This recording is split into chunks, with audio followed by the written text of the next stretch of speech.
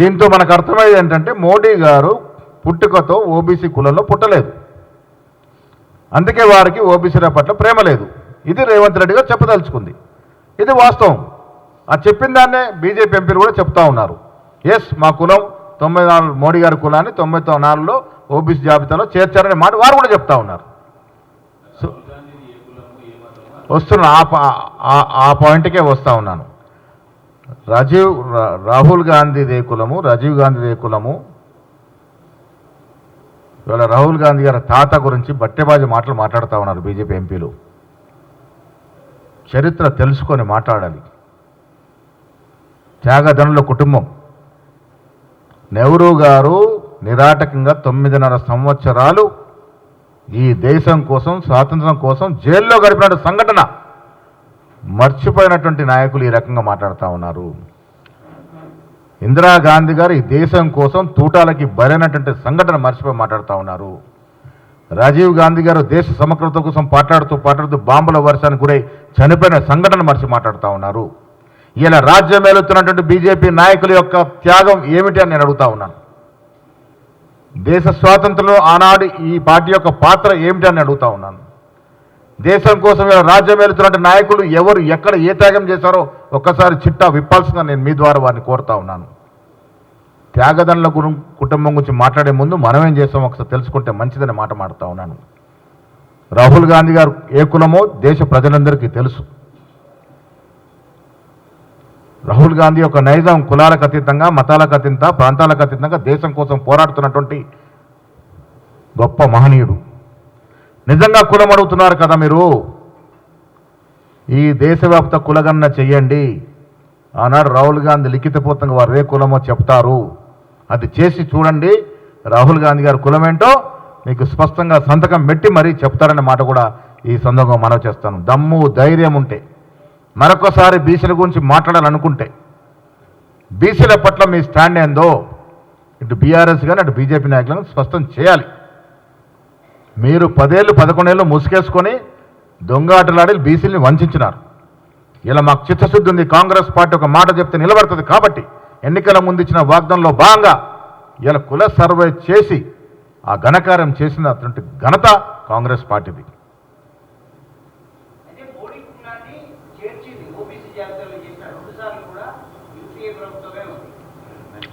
94లో చిమన్ భాయ్ మెహతా గారు ముఖ్యమంత్రిగా ఉన్నారు.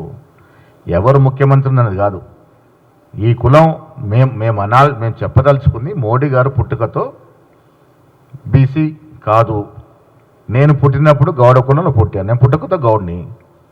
నా కులం తర్వాత లీగల్లీ ట్రాన్స్ఫర్ కాలేదు, టెక్నికల్లీ ట్రాన్స్ఫర్ కాలేదు. మోడీ గారు పుట్టుకతో బీసీ కాదు, తర్వాత కన్వర్ట్ అయినాడు కాబట్టి ఆరికి బీసీ తట్టు ప్రేమ లేదని చెప్పదలుచుకున్నారు రేవంత్ రెడ్డి గారు. స్పష్టంగా ఉంది, మీరు కూడా ఒప్పుకుంటున్నారు కదా. తర్వాత మారింది కులం అని. 99 యొక్క ప్రభుత్వం ఎవరుంది? 99 2000లో వాజ్పేయి గారి ప్రభుత్వం ఉన్నట్టుంది. వాజ్పేయి గారి ప్రభుత్వం కేంద్రంలో ఉంది. కేంద్రం గజెట్ ఇచ్చినప్పుడు 94లో అక్కడ కాంగ్రెస్ ప్రభుత్వం. ఎస్, ఎవరు ప్రభుత్వం ఉంది, ఎవరు మార్చారన్న సమస్య కాదు ఇక్కడ. కులం ఎప్పుడు ఓబీసీ జాబితాలోకి వచ్చింది అనేది సమస్య. ఇంకా చారి గారు ఏదో సోనియా గాంధీ గారు పుట్టింది ఇటలీలో, ఉనికి పుచ్చుకుంది భారతీయ తత్వాన్ని, అందరికి తెలుసు. అది మనకి పుట్టినెల్లా మెట్టినెల్లా ఇంపార్టెంట్. మనందరికీ మన భార్యలు పుట్టింది ఎక్కడో, కానీ మన దగ్గరకు వచ్చి మెట్టినెల్లు కదా, ఇది కదా. సోనియా గాంధీ గారు ఇటులో పుట్టినప్పటికి కూడా సంపూర్ణంగా భారతదేశం యొక్క సంస్కృతిని, భారతదేశం యొక్క కట్టుబాట్లని, భారతదేశం యొక్క అలవాట్లని, భారతీయతని ఉనికి పుచ్చుకుంది కాబట్టే ఈ దేశంలో వారిని ఆదరిస్తూ ఉన్నారు. రాజీవ్ గాంధీ గారి సతీమణిగా, కాంగ్రెస్ పార్టీ అధ్యక్షురాలిగా వారు చేసిన సేవ కూడా మరవలేనిది. కౌన్సిలర్ సీటు కూడా త్యాగం చేయలేనటువంటి మానవులు ఉన్నటువంటి ఈ సంబంధంలో సాక్షాత్ ప్రధానమంత్రి పదవిని త్యాగం చేసిన ఘనత సోనియా గాంధీ గారిది. 2009లో ప్రధానమంత్రి కావాలంటే రాహుల్ గాంధీ గారిని ఆపే శక్తి లేకుండే. మన్మోహన్ సింగ్ గారిని దేశంలో యొక్క మేధావి కాబట్టి వారు చేసిన ఘనత రాహుల్ గాంధీ గారిది. ఇదే పదవుల కోసము పాకులాడేటువంటి బీజేపీ నాయకులు, పదవుల కోసము పదవి కాపాడు కోసం ఎంత దూరం అన్నా వెళ్ళగలిగినటువంటి బీజేపీ నాయకులు ఆ త్యాగదనులు అనేటువంటి గాంధీ కుటుంబం గురించి ఇంత తక్కువ మాట్లాడితే అంత మంచిదని నేను మీ ద్వారా వారికి హితవు పలుకుతా ఉన్నాను.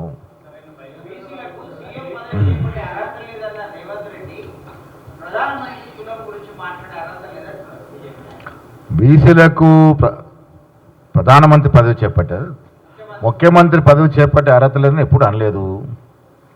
సాక్షాత్ నిన్నే వారు ఒప్పుకున్నారు. ఇప్పుడు ఒకటి మనం కొన్ని విషయాల్లో కొంత వాస్తవాలు మాట్లాడుకోవాలి. రేవంత్ రెడ్డి గారు పుట్టుకతో రెడ్డి, అగ్రవర్ణ కులంలో పుట్టినటువంటి మనిషి. ఇవాళ వారు చేసినటువంటి ఈ కార్యక్రమం మనం అందరూ కూడా అభినందించాలి కదా. రెడ్డి సామాజిక వర్గంలో పుట్టినటువంటి వ్యక్తి ఇలా బీసీల కోసం కులగణన చేపట్టడం, 42% రిజర్వేషన్ ఇస్తానని చెప్పడము, ఇవన్నీ కూడా హర్షించదగ్గ విషయాలా కావా? నేను మీ ద్వారా బీజేపీ నాయకులు, ఒక రెడ్డి సామాజిక వర్గ అగ్రవర్ణ కులంలో పుట్టినట్టు ముఖ్యమంత్రిగా ఉన్నటువంటి రేవంత్ రెడ్డి గారు బీసీల కులగణన చేస్తాడు, బీసీలకు 42% రిజర్వేషన్ చట్టబద్ధిస్తానని చెప్తా ఉన్నాడు. మరి మీరు ఓబీసీ ముసుకేస్తున్న ప్రధానమంత్రి గారు ఓబీసీల కోసం ఏం చేశాడు? ఏ రాష్ట్రంలో ఈ సెక్షన్ కోసం ఏం చేశాడో ఒక్కసారి కిషన్ రెడ్డి గారు, బండి సంజయ్ గారు, అరవింద్ గారు చెప్తే బాగుంటుంది.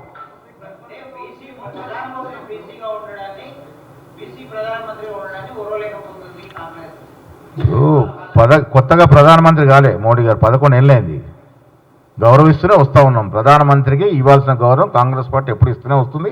11 ఏళ్ళు వారి ప్రధానమంత్రి నేతృత్వంలో దేశం నడిచింది. కొత్తగా చెప్పేదేం లేదు దాంట్లో.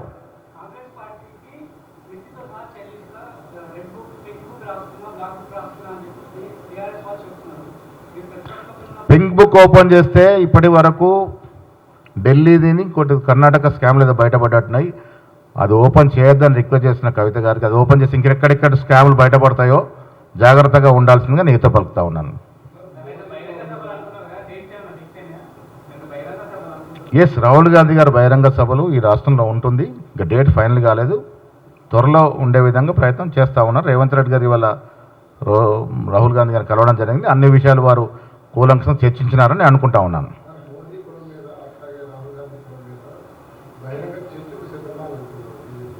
ఎస్, ఎనీ టైం మేము రెడీ. ప్లాట్ఫామ్ మీదే, సమయం మీదే. ఇంత తెలివి తక్కువ మాట్లాడుతున్నారు. రాహుల్ గాంధీ గారు తాతగారు ఎవరికో అంటగట్టి మాట్లాడుతూ ఉన్నారు. చరిత్ర తెలియకుండా మాట్లాడితే ఎట్లా?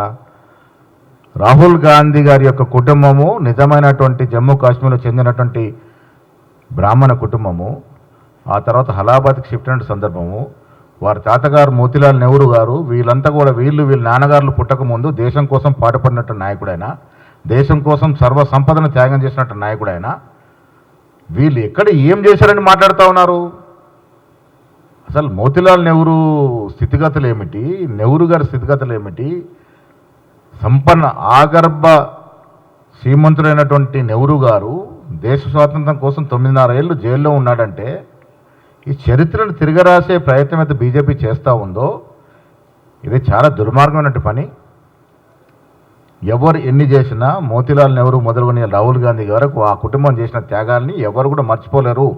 దేశంలో ఉన్నట్టు ప్రతి పౌరు గుండెల్లో ఈ చరిత్ర ఎప్పుడు కూడా చిరస్మరణంగా ఉంటుంది. Thank you.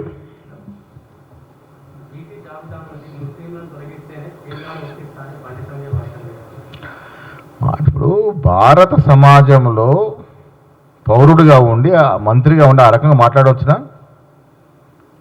ఈ దేశం ఒక సెక్యులర్ స్టేట్ అనేది మర్చిపోయి బండి సంజయ్ గారు మంత్రి హోదాలో ఉండి మాట్లాడితే, ఈ should know that is a minister in union cabinet which is a secular state. ఇది రిలీజియస్ స్టేట్ కాదు. ఈ దేశం అనేది లౌకికవాద దేశం, అందరికీ సమాన హక్కులు ఉండే దేశం ఇది. ఆయన ఆ మాట అంటానికి. Thank you. ఎవరది? ఎవరు పాలకులో ఉన్నారు? అరే జాబితా ఎట్లా రూపొందించబడింది? ఎకనామికల్లీ బ్యాక్వర్డ్ దాని మీదే కదా. ఇప్పుడు ముస్లింలని వెనుకబడి జాబితా ఎప్పుడు చేర్చినారు, ఎట్లా చేర్చినారు, చరిత్ర తెలుసుకోవాలి, ఎందుకు చేర్చినారు అనేది. ముస్లింలని వెనుకబడి జాతుల్లో ఎప్పుడు, ఎందుకు, ఏ కారణంగా చేర్చినారో చరిత్ర తెలుసుకోవాలి, అప్పుడు అర్థమవుతుంది వారికి.